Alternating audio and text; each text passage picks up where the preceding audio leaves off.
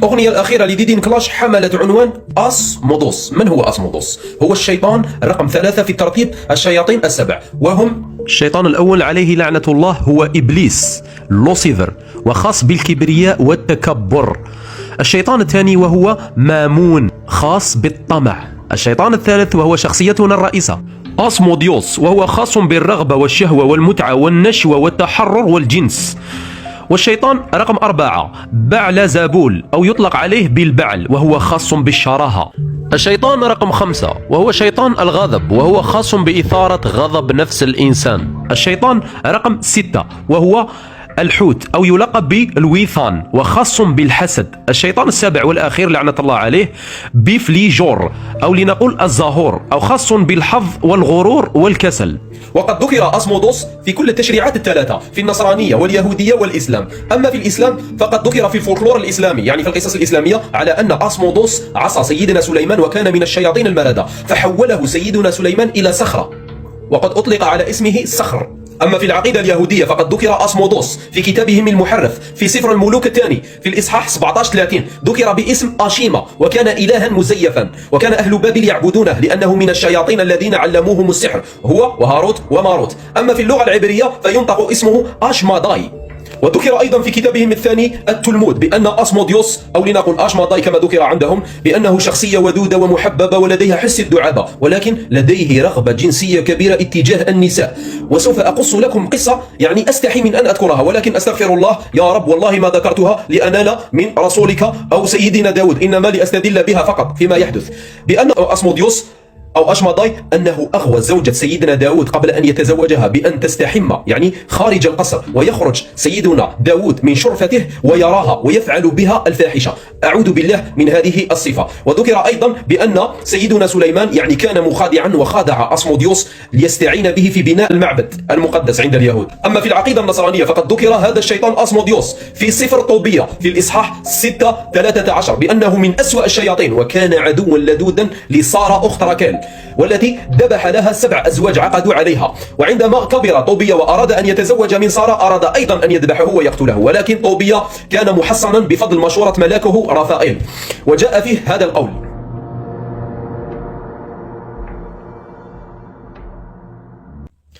أما الآن فاستعدوا لنذهب ونفسر كلمات الأغنية. وقبل أن نذهب أوصيكم بشيء: استعيذوا بالله من الشيطان الرجيم، وحصنوا أنفسكم، لأن هذه الأغنية لم يكتبها ديدين إطلاقا، بل كتبها الشيطان بنفسه.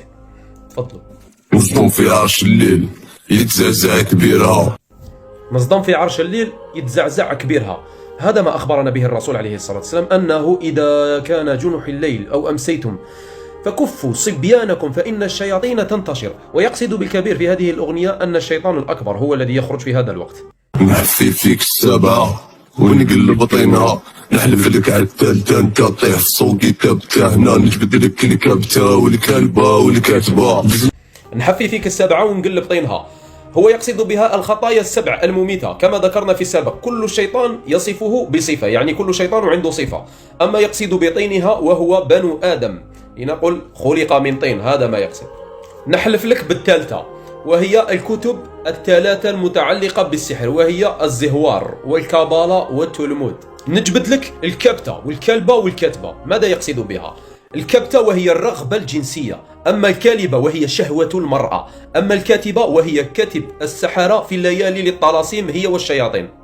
البحر ويهيج بصوتنا، السلطان وحاكم الساس، مول التاج مول الفانوس ما يتقاس، ريشة ميزان من الحجاز محمي من عنده سيدنا نساب. البحر ويهيج بصوتنا، هذا ما ثبت في كتب الإسلام بأن الشياطين عرشها في البحر. السلطان وحاكم الساس مول التاج مول الفانوس ما ينقاس، وهو يقصد به الشيطان، لأن الشيطان يضع تاج على رأسه. وأيضا يعني يكرم الشياطين عندما تغوي الإنسان بأن يفعل معصية بالشرك بالله أو يطلق زوجته، فيضع له الشيطان تاج على رأسه ويقول له أنت مثل ما أخبرنا الرسول عليه السلام. مول الفانوس ما ينقاس، ومول الفانوس وهو فانوس، عندما يعني ظهر في كثير من الأفلام أن شخصا يعني يحك فانوس فيظهر الجن، وهو الفانوس يعني أنه الجن الذي يكرمه الشيطان. ريشة ميزان من الحجاز محمي من عنده سيدنا نسابة من الغما، ما عرف الشمس خاتمة. ريشة ميزان من الحجاز محمي من عند سيدنا. أما الريشة فيقصد بها السيالة، لأن قديما كانوا يكتبون بالريشة. أما الميزان فلا يقصد به ميزان العدل، إنما الرسائل الأربعة التي أضيفت إلى كتاب شمس المعارف، لأنه ذكر بأن نصف الكتاب يعني كتب في الحجاز. ميزان الحجاز محمي من عند سيدنا. شكون سيدهم؟ وهو الشيطان بنفسه، لأن الشياطين يعني تجبر السحرة على قراءة كتاب شمس المعارف، وكل السحرة يعني خاتمون لهذا الكتاب.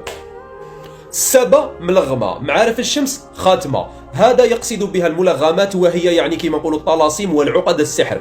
أما يعني معارف الشمس خاتمة، وهو بالمقلوب، يعني شمس المعارف خاتمة، كما قلت لكم بأن السحرة كلهم يختمون كتاب شمس المعارف. هنا ذكر صراحة شمس المعارف.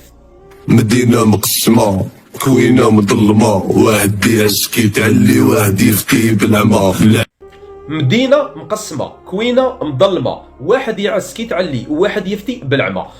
أما المدينة التي يقصد بها أنها مقسمة هي مدينة بابل، وكان التقسم بين السحرة، النصف يتعلم على هاروت والنصف يتعلم على ماروت. أما الكوينة مظلمة فهو يقصد بها المغارة التي ذكرت في كتاب تلمود، وذكرت أيضا في كتاب أنتي خريستوس بأن الشيطان كان لديه مغارة في أطراف بابل، كان يعلم أصحاب الطموح الكبير السحر الأسود، وأول من تعلم في تلك المغارة هو النمرود، وذكر في هذه الأغنية، ولكن يعني ما حبيتش أنا نذكرها. أما الذي يعسكي تعلي وهو الشياطين عندما تسترق السمع، وهذا مذكور في كتب الإسلام، عندما تسترق السمع تبقى تعس في الملائكة وباش تسترق منها السمع. ولكن الذي يفتي بالعمى وهو الدجال، الذي يقول للناس أنك سوف يجرى لك كذا وكذا وسوف تحصل لك كذا وكذا، وهذا هو الأمر. خوتي لباسات مسجونة في السكات، حسانوكيات خوتي اللباسات مسجونة في السكات والحزان والكيات. شكون هذو خوتو؟ عن عبد الله بن عمرو بن العاص قال: إن في البحر شياطين مسجونات أوثقها سيدنا سليمان، تكاد تخرج على الناس فتتلو عليهم قرآنا. حضارات تمسات وش من فتوحات كلش كذوبات والو.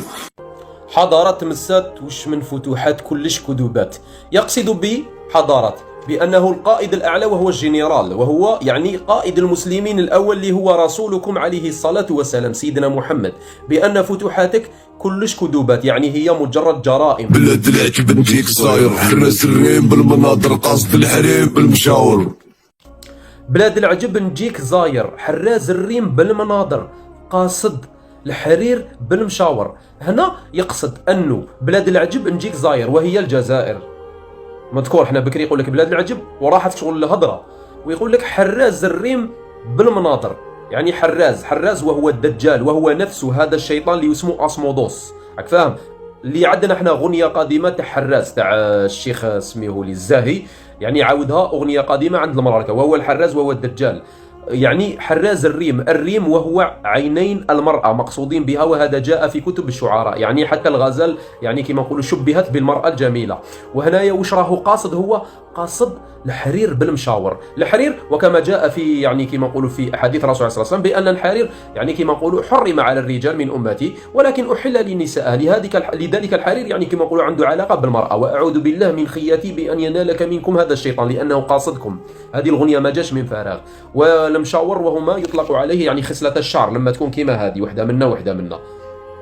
هوسنا فوق سحب الغابة، عالم في أرض سافلين في الهوس، وهو أقصى درجات يعني الشهوة والمتعة والمعصية، هذا هو الهوس. وهذا الشيطان أصمودوس هو متعلق بالشهوة كما ذكرناه يعني في المقدمة. أما عالم أرض السافلين وهو الشيطان بنفسه، لأن أرض السافلين ذكرت وهنالك كتاب مسمى بأرض السافلين، وحتى أن هذه الكلمات جاءت في كتاب السحر اللي هو التلمود وفي شمس المعارف، بأن أرض السافلين وهي أرض الانحطاط، أرض يعني كما نقولوا المعصية، كل شيء لا يرضاه الله. خوتي سمحوا لي بزاف ما نقدرش نزيد نكمل الأغنية لأن فيها أمور لا حول ولا قوة إلا بالله. كاش نهار ندير بث مباشر ونسمعها لكم بهذه التقنية يعني البطيئة وبدون موسيقى ونكملها لكم حتى الآخر، ولكن أترككم بأن تسمعوا أن هذا الشخص ماسوني. تبعوا وش قال في الأخير تاع الأغنية ونشوفوا الترجمة. ميسن. شاهدوا ماذا قال، سوف نكتبها، يلا نسمعها. Mason. Mason. Mason. Mason. شاهدوا ماذا قال. ميسن. شاهدوا ماذا قلنا. Mason. شاهدوا ماذا قال. ميسن. ماذا قالت؟